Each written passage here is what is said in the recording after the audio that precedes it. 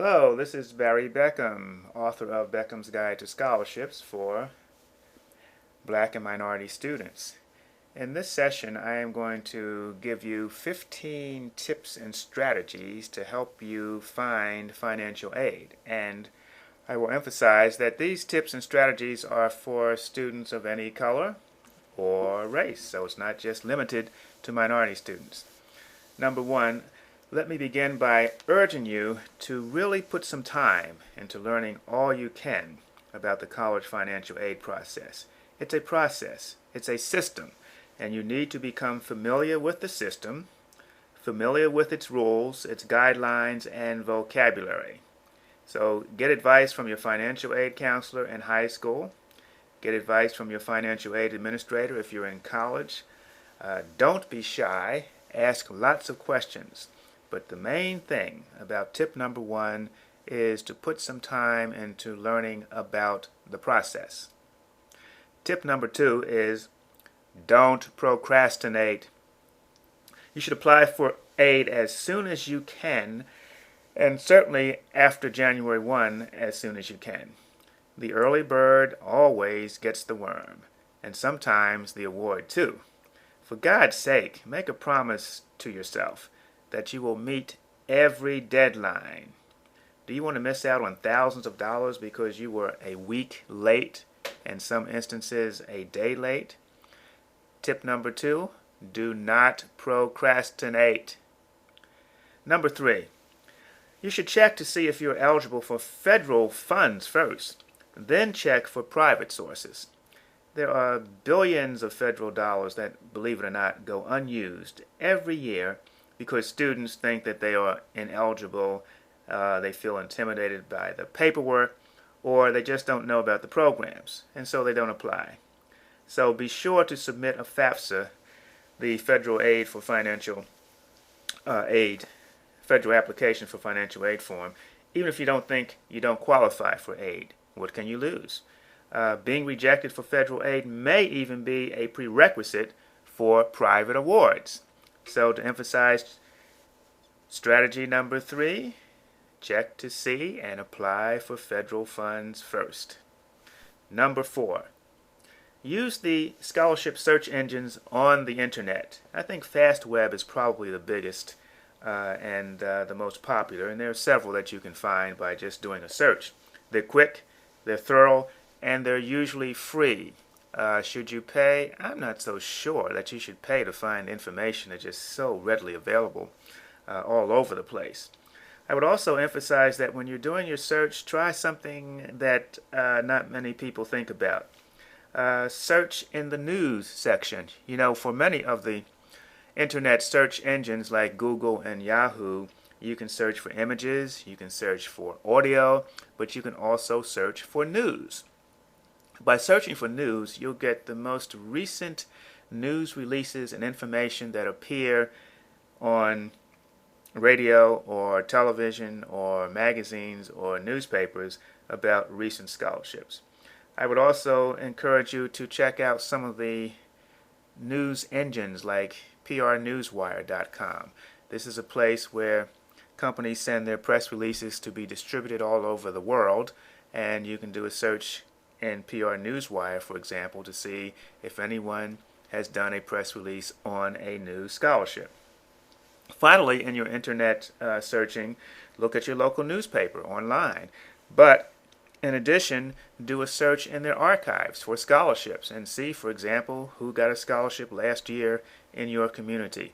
It may be a scholarship that you can apply for this year.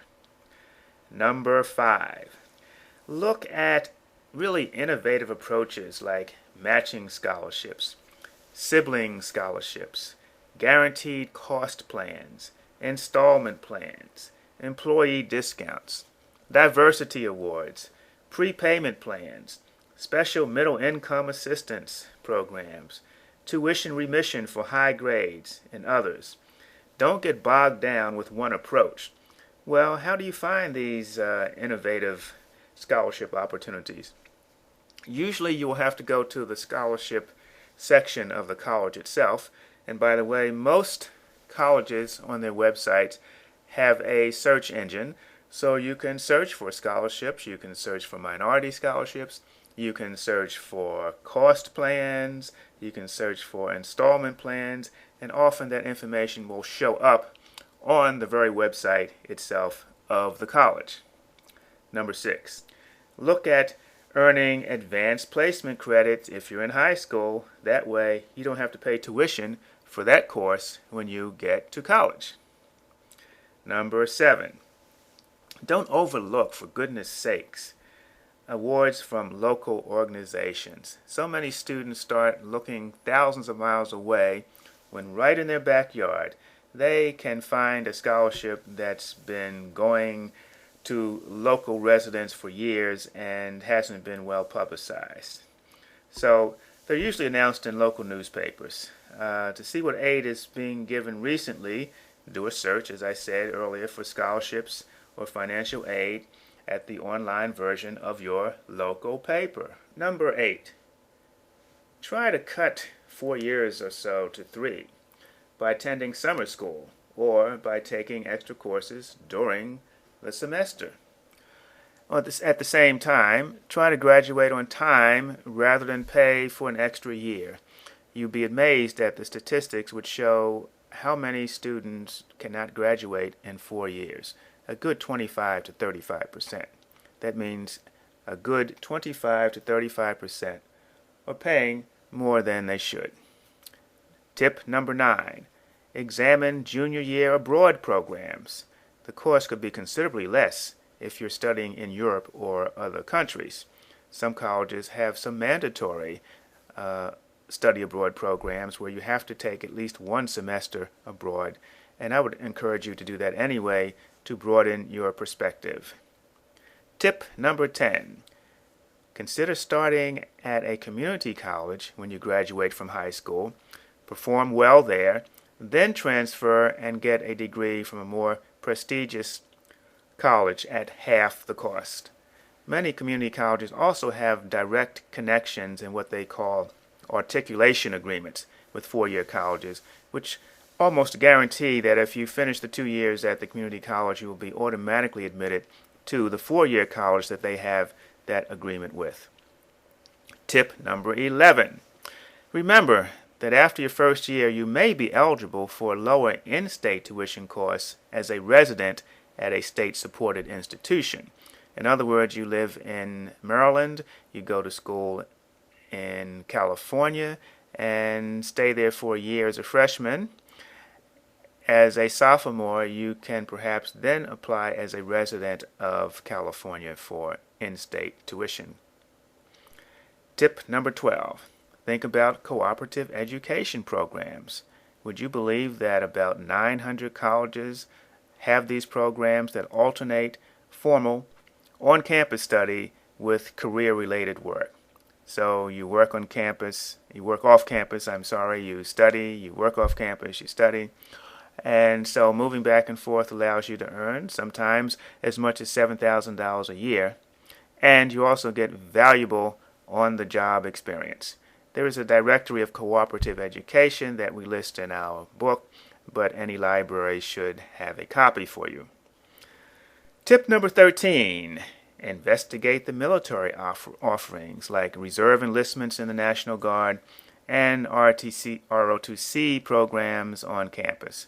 Now, many of you have heard about ROTC programs, but many of you don't realize that if you are admitted to one of the service academies, popularly known as West Point, or let's say the Naval Academy, that you don't pay tuition, and you may also receive a monthly stipend.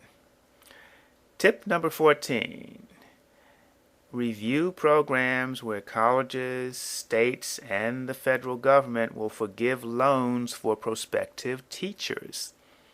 If you're at all thinking about going into the teaching profession, it makes a great deal of sense for you to look at some of these programs to see how much of your tuition will be forgiven. Finally, tip number 15 is really one about your perspective, and that is that you have to believe in yourself and feel that you deserve every penny that you can get in the financial aid search. Keep that in mind, and believe again, and let me emphasize, that you deserve every penny that you can get. So look for it with a strategy.